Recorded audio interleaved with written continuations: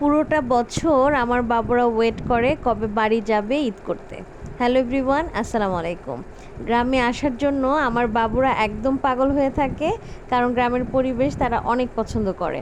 কারণ ব্যস্ত শহরে ছোট্ট ছোট্ট রুম, ছোট্ট ছোট্ট ঘরে থাকতে থাকতে তারা একদম ত্যক্ত বিরক্ত হয়ে যেয়ে ভাবে যে একটু খোলামেলা এলাকায় কবে যাব, কবে একটু ঘুরবো, আর থাকবে না কোনো পড়াশোনা, কোনো টেনশন, কেউ বলবে না পড়তে বসো।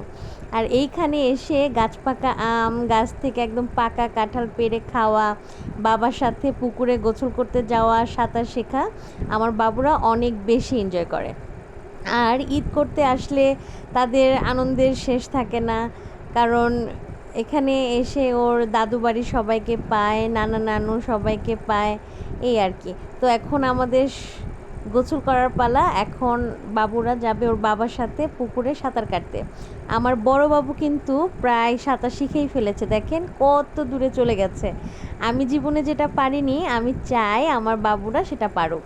আর ঢাকায় জন্ম থেকে বড় হওয়ার কারণে আমার সাঁতারটা শেখা হয় নাই, আর গ্রামেও খুব একটা আসা হয় নাই। কিন্তু আমার বাবুদের দাদু বাড়ি গ্রামে থাকার কারণে প্রত্যেক ঈদেই আসা হয় এবং তারা বেশ এনজয় করে এই সময়টাকে। এবং ওর বাবাও চায় বাবুরা সাঁতার শিখুক, এর জন্য সে গ্রাম থেকে যখন আমরা ঈদ করতে আসি তখন কিন্তু সে ট্রাই করে যে বাবুদেরকে সাঁতার শেখানো।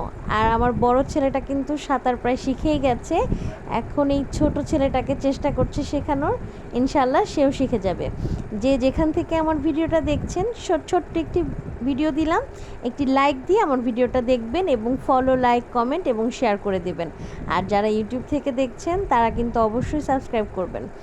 আজকে এখানেই শেষ করলাম। আল্লাহ হাফেজ, সবাইকে অগ্রিম ঈদ মোবারক।